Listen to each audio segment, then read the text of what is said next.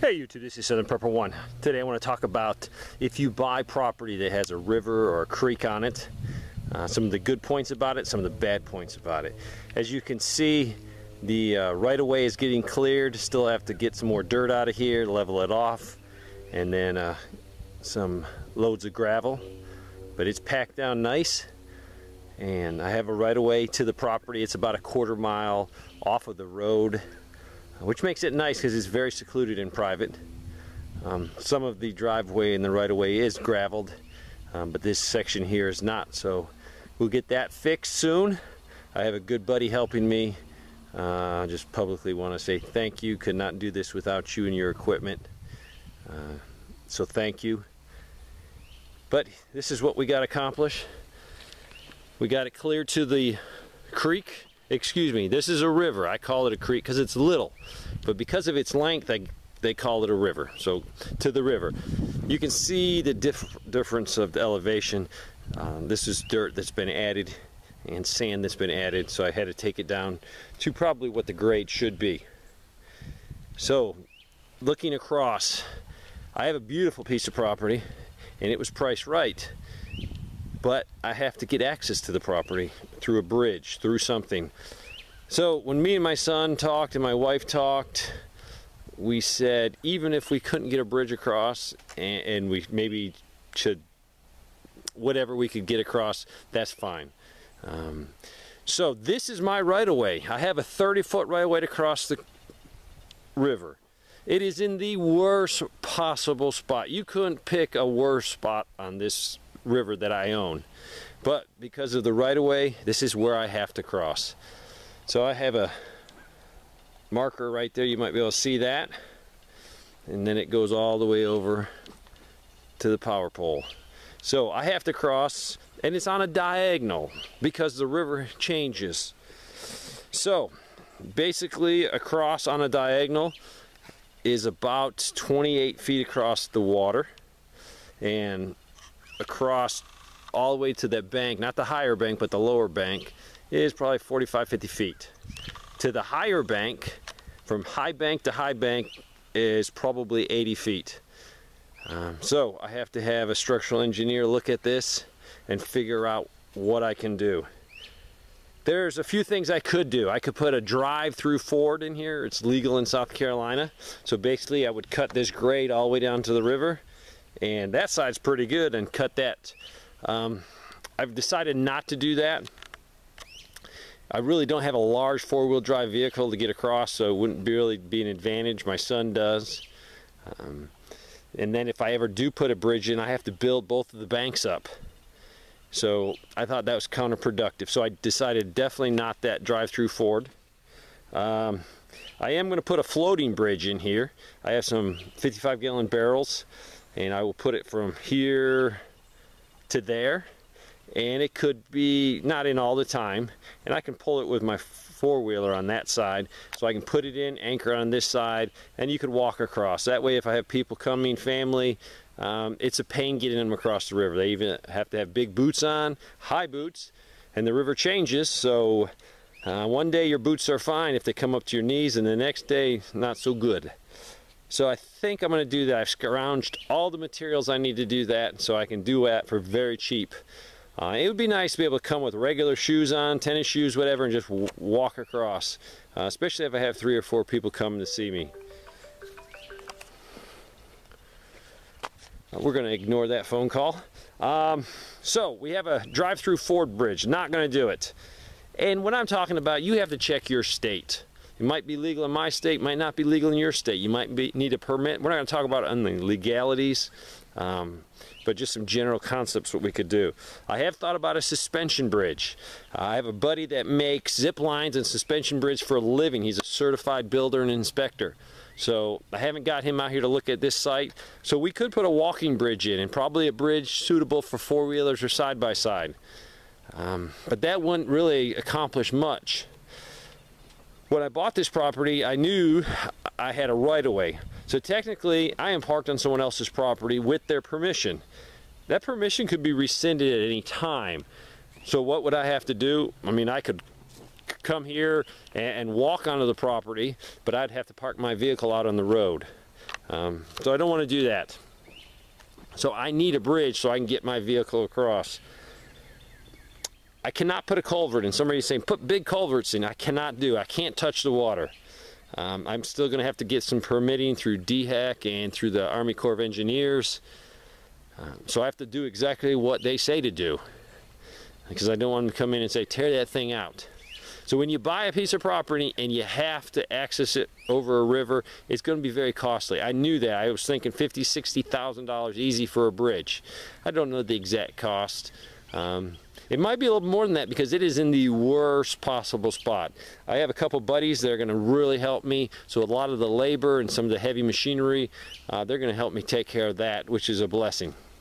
So I need to figure out how to get across. Hopefully in a couple weeks, I have a new acquaintance, a new friend that's going to come out. He's a structural engineer, and he's really going to be able to help me. But I'm hoping I can go from this spot over to the first bank. I will have to raise it up, get it out of the floodplain. So when you buy a piece of property that you're bordering on a river and you have to cross it, it's a huge expense. I knew that. The piece of property I bought was well worth it. Let's talk about if you buy a piece of property that has a river or a creek on it. It's got a huge advantage. There's so many advantages. Get down here in the water. First of all, I can feel it right now. It's so much cooler down here by the river. It's a huge advantage. I have this water I could use for irrigation. I had the right in South Carolina to use this water. I can't take it all and use it, but I have a legitimate right to use a reasonable amount of this water for farming, for irrigation.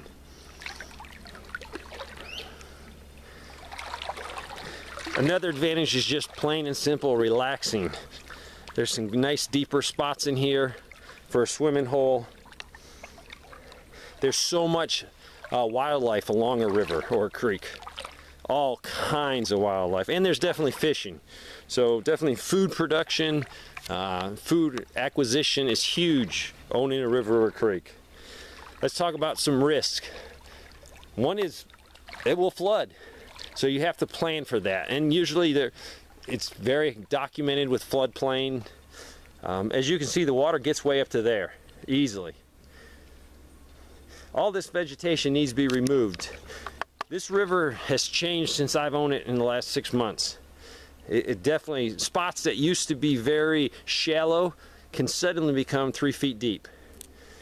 All this vegetation is great to hold the bank, but I need to get it out of the water. I need to get out of the floodplain so when it does flood, it doesn't grab, as you can see. That's what I don't want. All that stuff piling up, putting stress on the green vegetation.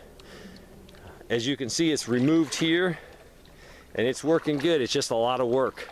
So also removing it just makes this river so much wider and bigger and more enjoyable. You can walk down it without getting hit in the face.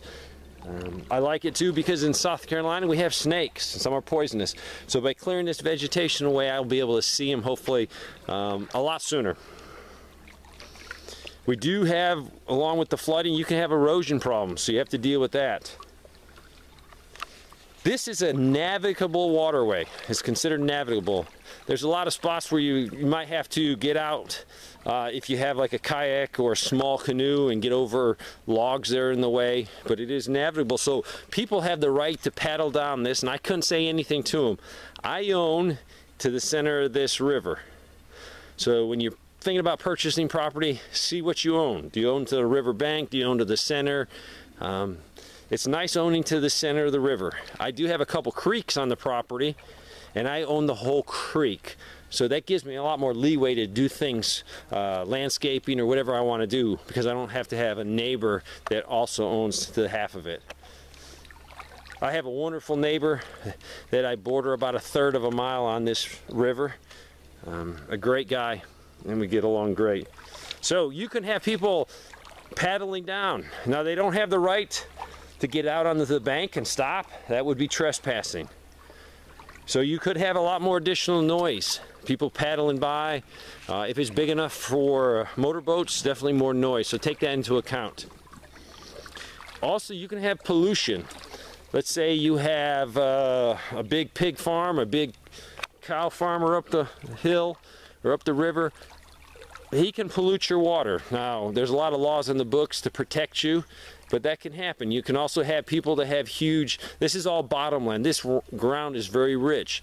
So you could have a lot of commercial farming, and we do have around here. Luckily, a lot of it is down river for me, which is excellent for me because they spray a lot of chemicals to get, you know, mass produce for profit. So I don't get that. So you can get some pollution coming down here.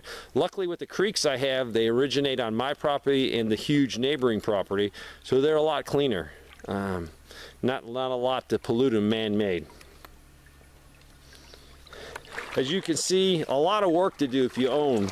This needs to be cleared away.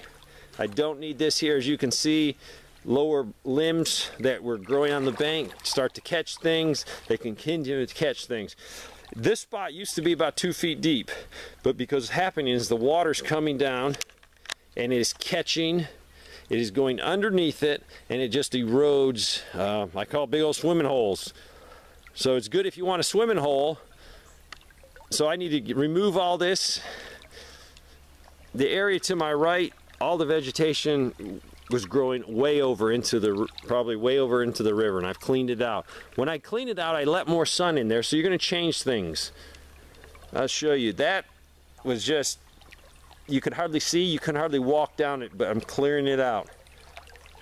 And that's the purpose. So I've given you some advantages, some disadvantages. Another big advantage is the natural materials that are here, not counting the water. In South Carolina, if you're an owner of the river, the land underneath the water, you have the right to take out some of the resources, sand. You cannot sell the sand. If you do, you got to get a permit through South Carolina. But if I'm a homeowner or a farmer or something in that form, I can take the sand. There is so much sand in this river. There's also a lot of gravel. The area coming up here, my goal is to remove some of the sand and to place it on these banks. I would like to make a nice beach here for swimming, for laying out, and for playing. The sand here,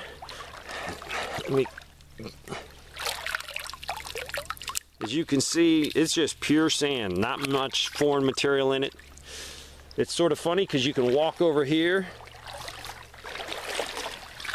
and there's tons of gravel. Just resource after resource that are available for the owner.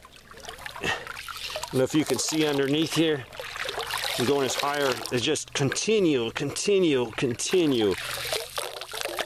Nice gravel. So there's another advantage. There's some resources here. So if you're thinking about buying property with a river or creek, you have to weigh it out. To me, it's always a huge positive. I'm gonna clear this out. As you can see, everything's growing over. I'm not gonna clear it off and kill it off the bank. I'm just gonna trim it up so I can walk underneath it and make this more usable, make it more enjoyable. I have kayaked this, and it's awesome to kayak, but after I remove it, it will be, all this vegetation will be much better. Inner tubes, I own a little over 1/3 of a mile here. So to me, a lot of responsibility, a lot of things you have to worry about. I wouldn't recommend buying a piece of property where you have to put a bridge in right away. If you do, make sure you get that property for maybe 1/3 of the value, so you have a lot of extra money that you would have spent on the land to put into a bridge, because you're going to need to. But in my books, if you can find a river, it's so peaceful, relaxing, too many positives to outweigh any negatives. Thanks for watching.